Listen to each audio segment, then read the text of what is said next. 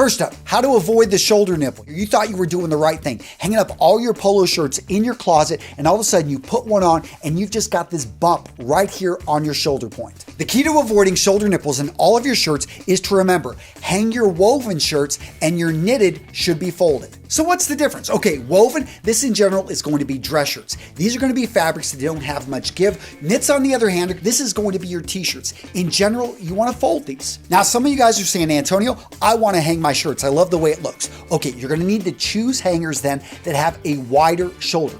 This right here is going to help prevent the nipples from forming on your shirts. In addition, don't leave the shirts up for more than a couple weeks because after that, it can start to shape the fabric. Next up, use color like a spice. I like to equate color with salt. You add a bit of it to pull out the flavor of the dish, not to overpower it. Now let's use my outfit as an example. Blue, the dominant palette here, a little bit of white here, but let's change it up a bit. And boom, just like that, added a bit of color. You could probably say, Antonio, add a bit more. Let's see what that looks like. Boom, what do you think? Looks a lot better than those other pocket squares, right? Adds a little bit of color, brings out the flavor of the outfit. Now this next hack can possibly save you hundreds of dollars on your expensive shoes, not having to get them resold, and that is to use a simple heel saver. The way I walk on my shoes, notice right here, I do damage right here on the right outside heel. It's just simply the way I walk. So if I used a simple heel saver, I'd probably save myself a lot of money. Next up, build and use an interchangeable wardrobe. So the basic concept of the interchangeable wardrobe is that you can have less clothing and get more outfits. How does that work?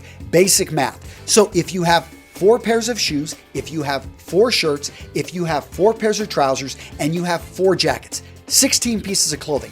But if they're 100% interchangeable, you have a total of 256 outfits. Gentlemen, that's enough clothing that you could wear a different outfit every day for almost 9 months. Now hold up, before we go farther, you need to do your homework. You need to make sure that this style philosophy is good for you. The interchangeable wardrobe only works if you're cool with these 3 things.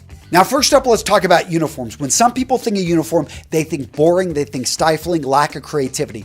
Nothing could be further from the case.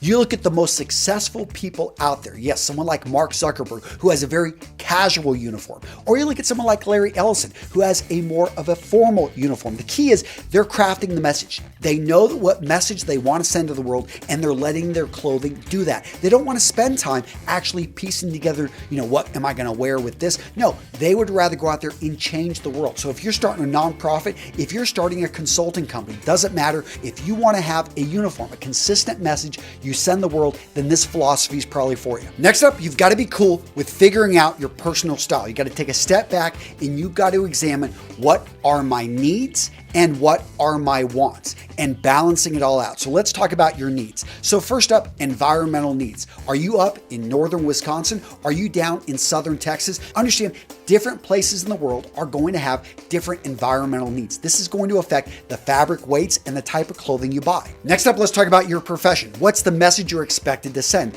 Are you a lawyer over in London, or are you in the entertainment industry in LA? Think about what image do you want to send with your profession. The final need is going to be your body type. Are you a large guy and you want to balance out your proportions? Are you a smaller guy and you want to build up your shoulders? And let's look at your colors. So do you have a very dark complexion? Do you have a very light complexion? All this is going to go into the clothing you choose for your interchangeable wardrobe. Now let's talk about personal style and your wants. So with that comes your personal taste. For me, I love olive green. You're going to see that a lot in my wardrobe. And then you've got your vision of the man who you are going to become. So you dress for your current position, but you can add flair, you can add small details, and you can change it up a bit in the direction of the successful gentleman that you know you're going to be in 5, 10, 15 years. Now, really quick, gents, before we get too far into this video, if you like it, give it a like. And if you're new to Real Men Real Style, I'd like you to subscribe. Become part of our community, guys, and click on that notification bell so you get the notifications when these new videos come out. Next up, understand the difference between straight lacing and cross lacing. Straight lacing is always going to be more formal and is what you want on your dress shoes. Cross lacing, this is going to do a better job of adding stability. It's going to hold better, but it is less formal and should be for casual wear. Next up, you get a great deal on a pair of jeans but unfortunately, they are way too long. They need to be hemmed, but you have never done this before. Gents, what I'm about to show you is the easiest way to hem your jeans. So check this out. All you have to do is fold the jeans over, and at this point, you're going to sew in and around where the new end is going to be. Then you're just gonna simply go with a pair of scissors and cut that off. Look at how simple this is, guys. The easiest way to hem your jeans. Now, if that's too difficult, guys, did you know that you can use glue to hem your jeans? Yes, check this out, just simply using hot glue. Now, I have to admit that this is something I do not know how long it's going to last, but if you're going for a temporary fix on a pair of jeans or even a pair of dress slacks, you need to get them hemmed, you can actually try using hot glue. So do you ever go to button a button, you look at the thread, and all of a sudden it's coming out? How do you fix this without having to sew on the button? Simply take it, cut the thread, and then take some super glue and dot it right there. It's gonna hold it in place. I know that sewing on a button is something that not everyone knows. Check out this tutorial, how to sew on a button, and as you can see, I make it very simple. Go check it out. I'll be linking to that video down in the description. Build up the shoulders and chest. Now, there are quite a few ways to do this with your clothing. The first is to wear a casual button down that has pockets on the chest or epaulets on the shoulders. The extra fabric here, it's gonna add visible bulk to your frame. These type of shirts though are casual. So what are your other options? Suit jackets, blazer jackets, sports jackets.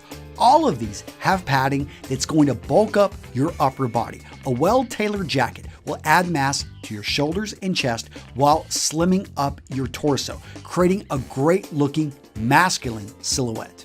Even casual jackets like a leather or denim jacket will help your upper body look stronger by boosting your chest and shoulders.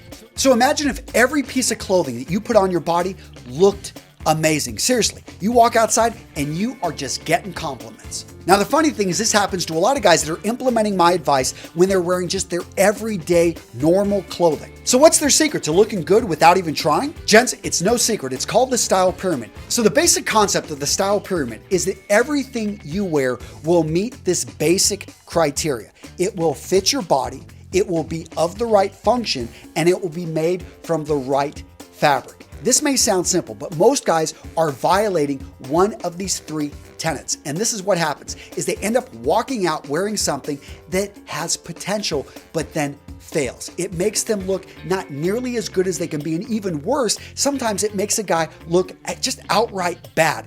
That's what we want to prevent. We want to make sure that you're not just meeting the basic, but you're eventually starting to master each of these three, and therefore when you walk out, you look amazing just wearing normal clothing. So these next two hacks are for those of you that own a pair of shoes that are slightly too small. Maybe you gained a bit of weight, maybe you went to a thrift store, got a great deal, but they're just a little bit too small. Now, the first hack is to use this shoe extender to make the shoe up to 1/2 size larger. Now, most cobblers are gonna have one of these. He'll moisten up the shoe up to 1/2 size. He can extend it, and basically he's stretching the leather, making the shoe a little bit larger. Now, this next hack is more of a do-it-yourself, especially if you've only got a few hot spots. Put on a big, heavy pair of wool socks. You're gonna then put the shoe on, and you're gonna use a hair dryer, and you are gonna blow the heat for about 5 to 10 minutes on the area where basically you've got the tightness. What this is going to do is it's going to soften the leather and it's going to start to reshape it. But if you've just got a few areas that it's just a bit tight, that right there, that heat from the hair dryer could actually make a big difference. So this next hack is for you guys that want to get the perfect haircut, but you don't know how to talk to your barber. After you get a great haircut, make sure to take pictures from the front, from the side, from the back. And why stop with a picture? How about make a quick video of your haircut, even have the barber who gave you that haircut talk to your camera so that he can give the information to himself or to another barber next time. Now, gents, I'm curious, is there anything in this video that you disagree with? Anything I missed that could have made this video better? Let me know down in the comments. And guys, what do you think about rolling your cuffs? What about rolling your jeans? Agree, disagree, that's a good look? If you're interested, check out this video right here, guys. I've got this up for you next, how to roll your jeans and look amazing. Now, I know I used to be against this, but in this video, I think we do a great job of showing you why any man can roll his jeans and look good. So go check it out.